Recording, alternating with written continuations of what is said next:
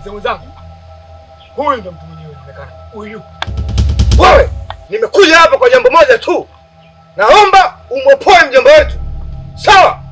Kama sija kufanya kitu kibaya. Na chindi chala la kichapa magara ndacheroba. Sikiliza wewe. Njoo hapa.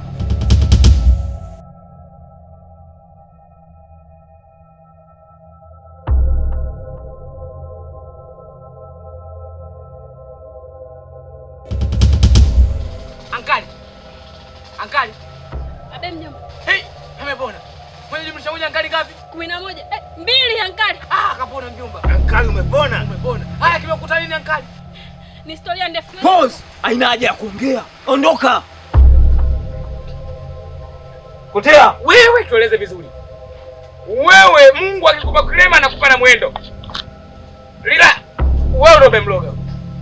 Kwa sababu ndio maana umemuokoa, wewe ndio mwanga au unaonaje mzee mzangu? Nisikizeni mkuu. Nisikizeni kwa makini niwaambie. Sisi haina haja ya kugombana. Sawa. Sisi ni kuungana na kuwa kitu kimoja. Jambo la msingi ambalo la kuambia, mimi huyu siwezi kumloga. Ila nimemtegua tu kwa sababu ulikuwa ni mtego. Maana kuna kigagura sijui ni jini ndio linatufuatilia. Kwa hiyo jambo la kufanya, tuungane tuwe kitu kimoja. Lakini tukiweka bifu, katu hatuwezi kushindwa.